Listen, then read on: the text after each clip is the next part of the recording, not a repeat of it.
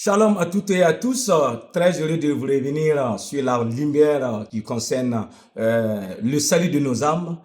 Je suis le frère Kizwen Sida Eli du Burkina Faso. Je suis avec le pasteur, prophète Placide, qui a lu le Coran plus de 500 fois, 545 fois.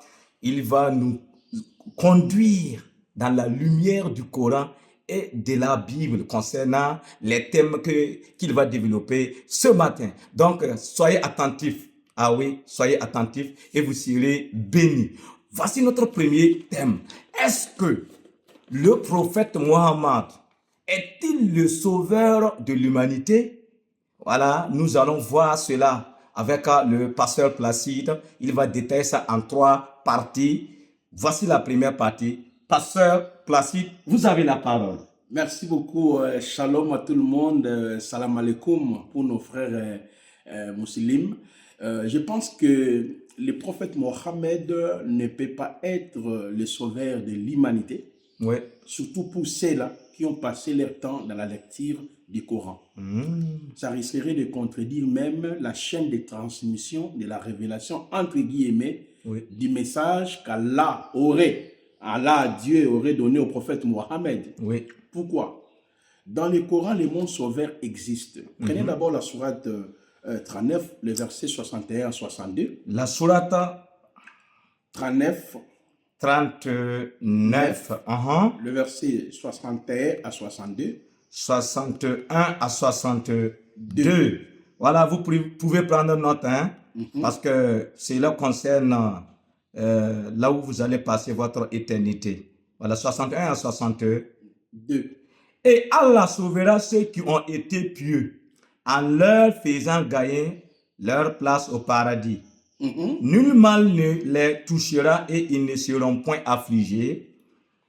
Allah est le créateur de toutes choses et de toutes choses il est garant. Voilà, si on peut rester dans la pensée coranique, Oui. Bien sûr, on sait très bien que Allah n'a jamais parlé dans le Coran. Il ne peut pas être le créateur des cieux et de la terre. Il n'a jamais parlé dans le Coran. Il n'y a aucune sourate. La sourate 20, le verset 14 que les gens présentent là, il faut lire bien l'histoire. Il s'agit de l'histoire de Moussa, de Moïse. Que l'ange Djibril est en train d'expliquer, n'est-ce pas, entre guillemets, au prophète Mohammed. Il n'y a aucune sourate dans le Coran où Allah a dit aux musulmans, adorez-moi. Ça n'existe pas. Toutes les sourates qui peuvent présenter là, il faut lire les sens contextuels. Parce que dans les principes de l'interprétation, même du Coran ou de la Bible, il y a ce qu'on appelle la transcription et la contextualisation. Alors, tu vois déjà dans cette sourate, 39, 61, 62, on vous dit qui est le sauveur. Ici, c'est Allah, non? Allah, mais comment tous les musulmans là, chaque matin, sont en train de vous dire le prophète Mohammed est le sauveur de toute l'humanité. Le prophète Mohammed est le messager d'Allah que Allah a envoyé pour sauver. Non. Selon le Coran, il y a ce qu'on appelle la chaîne de transmission. La chaîne de transmission. La révélation découle d'Allah. Prenez d'abord la sourate 85, le verset 22. Lisez ça. La sourate 85, le verset 22. La sourate 85, le verset 22. Préservé sur une tablette auprès d'Allah. Alors, c'est-à-dire, selon la pensée coranique, au ciel, il y a une tablette. C'est là où Allah écrit sa révélation.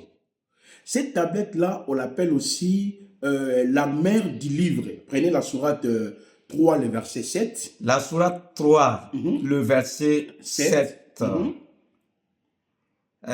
Voici le Coran dit, c'est lui qui a fait descendre sur toi le livre. Il s'y trouve des versets sans équivoque qui sont la base du livre et d'autres versets qui peuvent prêter à d'interprétations diverses.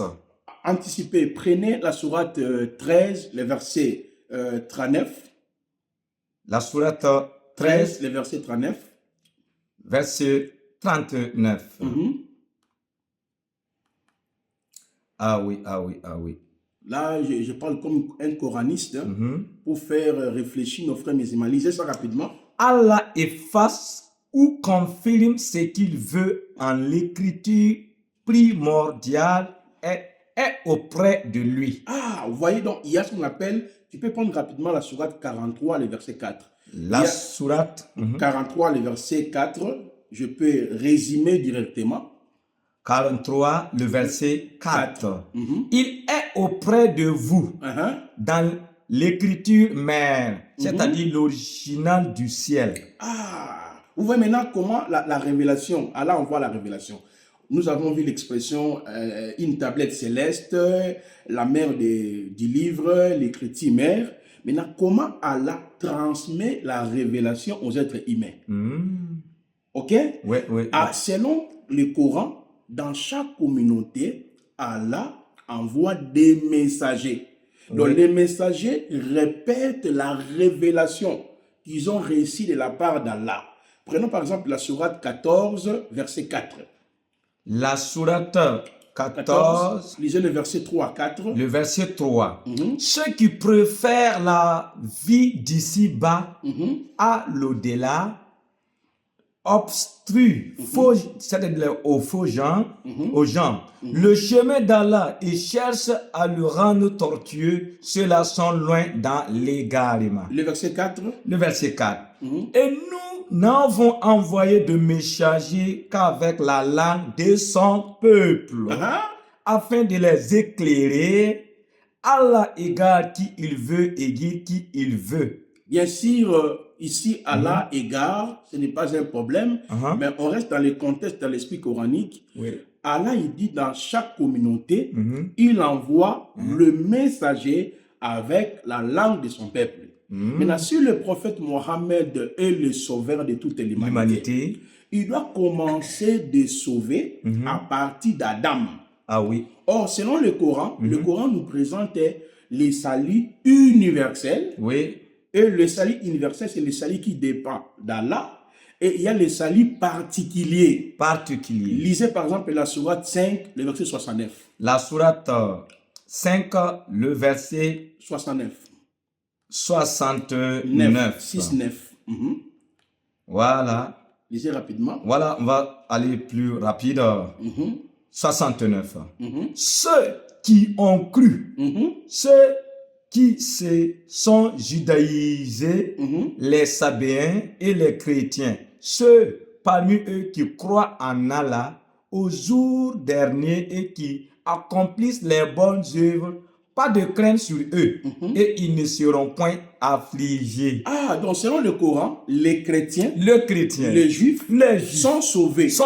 Mais comment ils sont sauvés? Mais comment? Parce que Allah dit dans la sourate 14, le verset 3 à 4 que nous venons de lire, dans chaque communauté, il a envoyé le messager.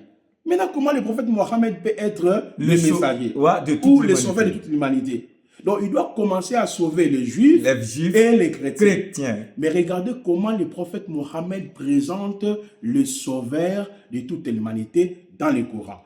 Est-ce que tu peux prendre rapidement la sourate 18, le verset 111? La sourate 18. Le verset 110, pardon. Lisez 110. 110. Dis, je suis enfin un être humain comme vous. Le prophète Mohammed dit aux musulmans, lui là, il ne peut pas être sauveur, il est un être humain comme vous, comme toi qui m'écoutes. Dans la sourate 23, 34. Ouais, la sourate 23, le verset 34, qu'est-ce que le prophète Mohammed a dit? Parce qu'il dit, nous croyons au prophète Mohammed, il est le sauveur de l'humanité qu'Allah a envoyé. Mais le prophète a précisé dans la sourate 18, le verset 110, c'est un être humain toi et moi. Comme nous, comme le pasteur Placide et moi. Lisez maintenant la sourate 23, le verset 34. Là, maintenant, le prophète Mohammed interdit aux musulmans qui croient en lui, il est le sauveur de l'humanité. Qu'est-ce qu'il dit? Si vous obéissez à un homme comme vous, continuez. Vous serez alors perdant. Donc tous les musulmans qui considèrent le prophète Mohammed, il obéit au prophète Mohammed, le Rasoul, le messager d'Allah, le sauveur. Mohammed dit ici, vous êtes... Tu peux reprendre ça? Je reprends. Si vous obéissez à un homme comme vous, vous serez alors perdant. Maintenant, qu'est-ce qu'il dit dans la sourate 72, dans 72, le verset 21? La sourate 72, le verset 21. Là, ça, le cours est profond. Voilà. Ah, le cours d'aujourd'hui est profond. On n'a pas besoin de faire un débat face à face. Ceux qui veulent connaître, découvrir la vérité, ils le sauront. Et c'est à eux maintenant de prendre leur décision. Dis, c'est l'ange, c'est qui même qui a dit à moi? Nous allons expliquer. Je vous ai dit dans le Coran, on parle d'un esprit, l'ange Gabriel, un inconnu, un messager. On ne sait même pas qui est l'auteur du Coran. Je parlerai de plus de 5885 contradictions dans le Coran. 5885 contradictions dans le Coran. Parce que j'en ai par cœur. Vous êtes vraiment un professeur. Moi, j'ai relevé une vingtaine de contradictions. Voilà, nous sommes allés de 5000. Moi, je suis à une vingtaine. Voilà, on a passé du temps dans la lecture du Coran. Est-ce que tu peux reprendre le test? Je reprends. Dis, Kun, je ne possède aucun moyen pour vous faire du mal. Vous les musulmans, là où nous croyons au prophète Mohammed, il vous dit dans la sourate 18, le verset 110, voilà, il ne faut pas croire à un homme. Dans la sourate 23, 34, il dit, si vous obéissez à un homme comme moi, Mohammed, vous êtes perdant. Alors maintenant, dans la sourate 72 ou 72, le verset 1, reprenez ça. Je ne possède aucun moyen pour vous faire du mal, ni pour vous mettre sur le chemin droit, ou bien sur le bon chemin. Lui-même ne possède aucun moyen pour sauver les imams, pour sauver les musulmans, pour sauver les musulmanes. Maintenant, qu'est-ce que le prophète Mohammed recommande aux musulmans? Est-ce qu'on peut prendre la sourate 46, le verset 9? La sourate 46. Le verset 9, c'est très important. Ah oui. Nous lisons la sourate 46, le verset 9. Dis, je ne suis pas une innovation parmi les messagers. Et je ne sais pas ce que l'on ferait de moi, ni de vous les imams, ni de vous les musulmans, ni de vous les mamans de la DDR. Exactement. Mahomet était clair. Voilà pourquoi j'aime cet homme-là. Lui-même, il ne connaissait même pas son sort. Il dit, je suis un être humain. Il ne faut pas croire à moi. Comment maintenant le prophète Mohammed a orienté les musulmans? La sourate 25, le verset 50. Est-ce qu'on peut terminer le verset?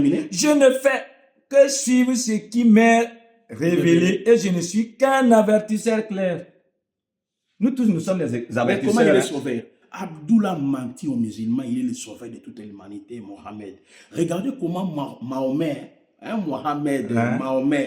recommandé aux musulmans. Il donne une recommandation magistrale dans la sourate 25, le verset 58. Affaire d'avertisseurs, nous tous même, nous sommes des avertisseurs parce que nous avertissons les gens de donner leur vie à Jésus pour être sauvés. Exactement. Donc nous tous, nous sommes des avertisseurs comme Mohammed. Exactement. Verset combien? 58, 25. 58. Oui. Ok. Et place ta confiance en le vivant, qui ne meurt jamais. Après avoir démontré que c'est un être humain, il ne peut pas mettre les musulmans sur le droit chemin. Il ne possède aucun moyen pour les placer sur le chemin d'Allah. Il ne sait même pas ce qu'on fera de lui. Et Mahomet était clair. Il va recommander aux musulmans dans la sourate 25, le verset 58, placez votre confiance en le vivant. Qui ne meurt jamais. Mais qui ne meurt jamais dans le Coran. La sourate 4, 157. La sourate 4, 157. 157. Et à cause de leurs paroles, nous avons vraiment tué le Christ, Jésus, fils de Marie, le messager d'Allah. Or, ils ne l'ont ni tué ni crucifié, mais ce n'était qu'un faux semblant. Ah, si tu demandes aux musulmans, est-ce que Issa est mort? Il dit non. Non, Issa n'est pas mort. Il n'est pas mort. La sourate 3, le verset 55. On va finir par là. Oh, Dieu est merveilleux. La sourate 3, le verset 55. 55.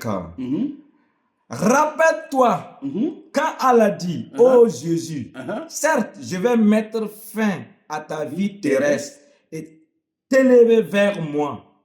Le mot-clé ici en arabe, c'est Muta wafika. Exactement. Te débarrasser. Voilà. Te débarrasser de ceux qui n'ont pas cru et mettre jusqu'au jour de la résurrection, ceux qui te suivent au-dessus de ceux qui ne croient pas. Très bien. Vous voyez?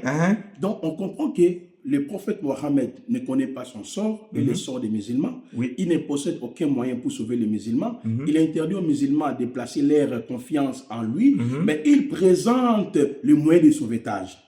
Il dit, vous les musulmans, les imams, tout le monde, place votre confiance au vivant qui ne meurt jamais. Pourquoi? Même Allah lui-même ne connaît pas son sort dans le Coran. La sourate 1er, le verset 7. Allah ne connaît pas, Allah cherche même les chemins. Prenez la sourate 1. Commencez à partir du verset 6-7. Donc, que ce soit le Mohammed et Allah, les deux ne connaissent même pas leur sort. La sourate 6 dit, il dit dans surat al-Mustaqina, dis-nous dans le droit chemin.